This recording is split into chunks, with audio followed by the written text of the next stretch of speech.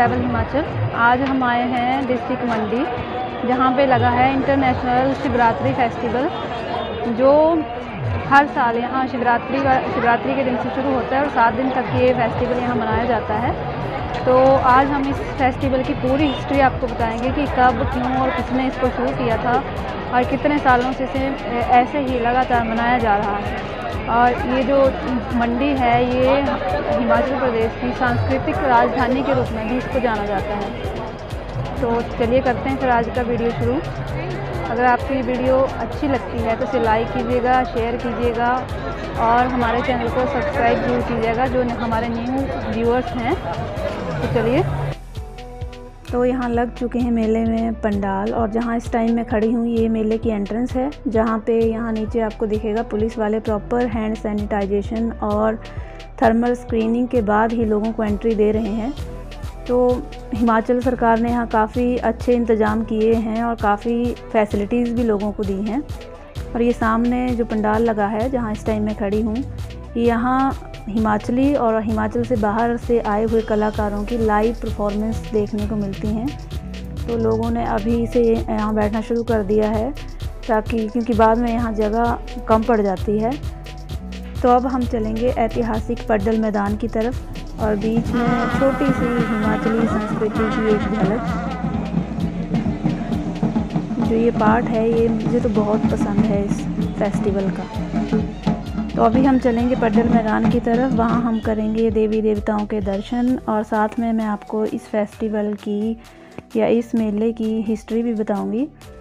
मंडी की शिवरात्रि की शुरुआत जो थी वो राजा अजबर सेन द्वारा की गई थी। इन्होंने इस फेस्टिवल की शुरुआत 1526 ईस्वी में की थी और राजा अजबर सेन का जो समय काल था वो था 1499 से लेकर 1534 ईस्वी के बीच का, और इसी बीच इन्होंने इस लोक उत्सव की शुरुआत की थी। उस टाइम ये उत्सव जो है ये 2 दिन के लिए मनाया जाता था। तो उसके बाद कई सालों तक ये 2 दिन तक ही फेस्टिवल मनाया जाता रहा और उसके लगभग 100 साल बाद जब 1637 के आसपास जब राजा सूरज सेन जी का शासनकाल आया, उस समय की ये बात है। राजा सूरज सेन की 10 रानियां थी और उनके थे 18 पुत्र, लेकिन अचानक से एक एक करके उनके पुत्र मृत्यु को प्राप्त हो गए। तो उसके पश्चात उनको भय सताने लगा कि उनका राज्य उनसे छीन लिया जाएगा, क्योंकि उस टाइम मुगलों का शासनकाल था। तभी उन्होंने क्या किया कि अपना राज्य भगवान विष्णु या कहें भगवान श्री कृष्ण के प्रतीक माधव राय जी को उन्होंने समर्पित कर दिया। उनको अपना उत्तराधिकारी उन्होंने चुन लिया और उनके संरक्षण में ही अपने राज्य की देख रेख वो करने लगे। उसी समय राजा सूरज सेन ने राजा माधव राय जी की एक चांदी की प्रतिमा बनाई थी जो आज भी मौजूद है। राजा सूरज सेन द्वारा ही मंडी फेस्टिवल को 7 दिन तक मनाए जाने की परंपरा डाली गई थी और देवी देवताओं को यहाँ बुलाने की परंपरा राजा अजबर सेन द्वारा बनाई गई है। जब उन्होंने 1526 ईस्वी में मंडी शहर को बसाया था, तब उन्होंने आसपास के सभी देवी देवताओं को इनविटेशन भेजा था और तभी से इस फेस्टिवल की शुरुआत भी हुई थी। परंतु उस टाइम ये फेस्टिवल 2 डेज़ के लिए मनाया जाता था, जो आज 7 दिन मनाया जाता है और एक इंटरनेशनल फेस्टिवल का रूप ये ले चुका है, जो हिमाचल के लिए तो गौरव की बात है ही और पूरे देश के लिए भी एक गौरव की बात है। तो अभी बात करेंगे हम 2021 के अंतर्राष्ट्रीय महाशिवरात्रि फेस्टिवल की। ये फेस्टिवल 12 मार्च से लेकर 18 मार्च तक मनाया जाएगा और इस फेस्टिवल की शुरुआत जो है ये माना जाता है कि 3 देवताओं के बिना नहीं की जा सकती है, जिसमें भूतनाथ भगवान शिव, दूसरे हैं राजा माधव राय और तीसरे हैं देव कामरूनाग जी। तो ये मेन 3 देवताओं की पूजा के बाद ही इस फेस्टिवल को शुरू किया जाता है और इस फेस्टिवल की शुरुआत भूतनाथ मंदिर में हवन के पश्चात वहाँ से राजा माधव राय जी की शोभा यात्रा निकाली जाती है। शोभा यात्रा भी कहें या फिर मंडी में यहाँ कहा जाता है कि जलेब निकाली जाती है। उसके पश्चात ही इस फेस्टिवल को शुरू किया जाता है। इस मेले के जो मुख्य अतिथि हैं वो हैं देव कामरू नाग जी, जो विराजमान होते हैं यहाँ के बहुत ही फेमस टेंपल माता श्यामा काली जी के मंदिर में। नेक्स्ट वीडियो हमारी उसी पे आने वाली है, तो उसे भी ज़रूर देखिएगा आप। और ये जो फेस्टिवल है इसमें लगभग रजिस्टर्ड 216 देवी देवताओं को बुलाया जाता है और उन्हें ऐसे प्लेसेस अलॉट किए जाते हैं और उसी प्लेस पे आके ये देवता विराजमान होते हैं। तो मेले की हिस्ट्री बताने के साथ साथ आपको घुमा देते हैं थोड़ा सा मेला। यहाँ सामने ही हिमाचल प्रदेश सरकार द्वारा विभागीय प्रदर्शनी लगाई गई है और यहाँ बाहर रखा गया सैनिटाइज़र, ताकि लोग अपने हाथ सैनिटाइज करके ही अंदर जाएं। और यहाँ पे लगा दी गई है प्रदर्शनी PNB यानी कि पंजाब नेशनल बैंक द्वारा। और इसके सामने ही हिमाचल प्रदेश कला संस्कृति एवं भाषा का ये स्टॉल लगाया गया है, जहां हिमाचल प्रदेश की बहुत ही खूबसूरत सी पेंटिंग यहाँ रखी गई हैं और हिमाचल से रिलेटेड यहाँ बुक्स भी रखी गई हैं। अगर आप बुक्स पढ़ने के शौकीन हैं तो आप बुक्स ले सकते हैं, अगर आपको यहाँ कोई पेंटिंग अच्छी लग रही है तो आप उसको ले सकते हैं। पर्सनली मुझे जो यहाँ पेंटिंग पसंद आई है वो है ये सामने, जहाँ एक गद्दी अपनी 2 भेड़ों के साथ खड़ा है। तो बहुत ही खूबसूरत यहाँ पेंटिंग रखी गई हैं, इनको देख के ऐसा लगता नहीं है कि ये पेंटिंग है, ओरिजिनल लगेंगी आपको। तो इसके आगे ये PWD का एक स्टॉल लगाया है PWD डिपार्टमेंट ने, जहाँ इन्होंने यहाँ मॉडल्स रखे हैं, जो जैसे ये मॉडल रखा गया है, जो ये मॉडल है ये है निर्माणाधीन। ये भी एक ब्रिज का मॉडल है और इसके आगे कुछ बिल्डिंग्स के मॉडल भी रखे गए हैं। ये देखिए, बहुत ही ब्यूटीफुल ये मॉडल दिखने में लग रहे हैं।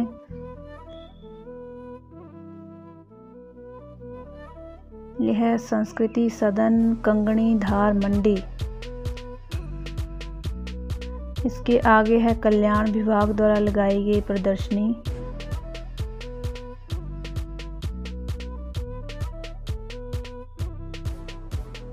और इसके आगे है हिमाचल प्रदेश हस्तशिल्प एवं हथकरघा निगम द्वारा लगाई गई ये प्रदर्शनी, जहाँ पे हाथ से बना हुआ ज़्यादातर सामान आपको मिल जाएगा। यह पेंटिंग पीछे बहुत ही सुंदर लग रही है, जहाँ एक लेडी जो है वो एक फ्लावर तोड़ के अपनी टोकरी में डाल रही है। और ये है टी बोर्ड ऑफ इंडिया का स्टॉल।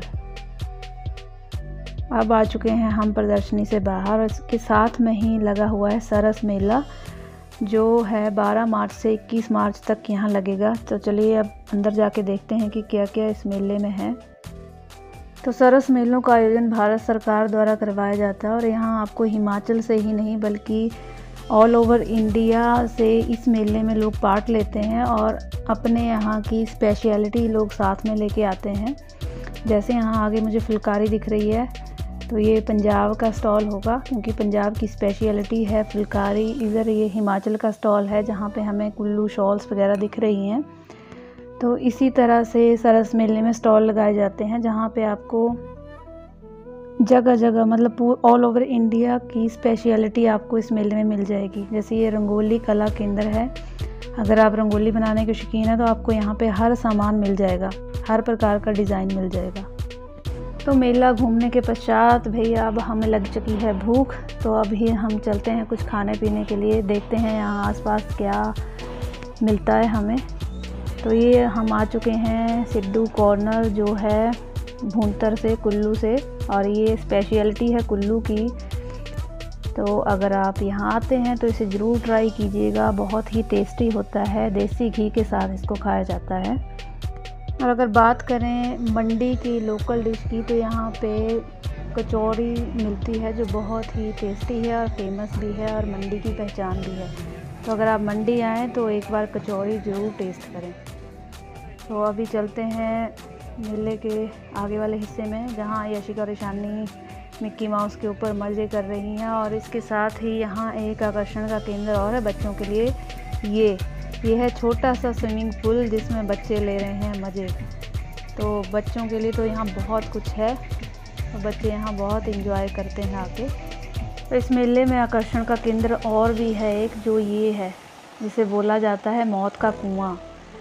तो यहाँ देखना बाइकर्स कैसे बाइक्स चला रहे हैं और गाड़ी भी चला रहे हैं। और अगर मैं आपको बताऊंगी तो आप यकीन नहीं करेंगे कि इस गाड़ी को कोई भी नहीं चला रहा है। ये जो बाहर खिड़की से लोग निकले, यही इस गाड़ी को कंट्रोल कर रहे हैं। तो हमें तो बहुत ही अमेजिंग लगा इसको देख के और बहुत मज़ा भी आया। तो अगर मेले में आप जा रहे हैं तो इस वाले हिस्से को ज़रूर देखें, काफ़ी एंटरटेनिंग है ये। और सैल्यूट भी बनता है कि कितना बैलेंस बना के ये लोग मतलब अपनी रोजी रोटी कमाते हैं और अपनी जान को जोखिम में भी ये डालते हैं। तो अभी हम बैठ गए हैं झूले में और झूले के ऊपर से लिया गया ये मेले का एक व्यू है जो बहुत ही खूबसूरत लग रहा है। आप भी ज़रूर आइए मंडी घूमने अगर आपको घूमना फिरना अच्छा लगता है, क्योंकि अभी 3-4 दिन तक ये फेस्टिवल ऐसे ही लगा रहेगा। तो ये है हिमाचल की छोटी काशी यानी कि मंडी को ही हिमाचल में छोटी काशी कहा जाता है और इसे पहाड़ियों की वाराणसी के नाम से भी जाना जाता है, क्योंकि यहाँ बहुत ज़्यादा देवी देवताओं का वास कहा जाता है कि यहाँ बहुत सारे देवी देवता निवास करते हैं। तो इसी कारण इसे पहाड़ियों की वाराणसी के नाम से भी जाना जाता है।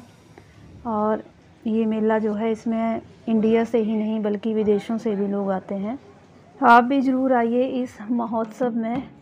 और अगर आपको ये वीडियो अच्छी लगी है तो इसे लाइक और शेयर ज़रूर कीजिएगा, ताकि और लोग भी मंडी के इस महापर्व की हिस्ट्री को जान सकें कि कब, कहाँ और कैसे ये फेस्टिवल शुरू हुआ। और हमारे चैनल को सब्सक्राइब ज़रूर कीजिएगा, बेल आइकन दबाना ना भूलें, ताकि सबसे पहले जब भी हम कोई वीडियो डालें उसकी नोटिफिकेशन आप तक पहुंच सके। हर हर महादेव।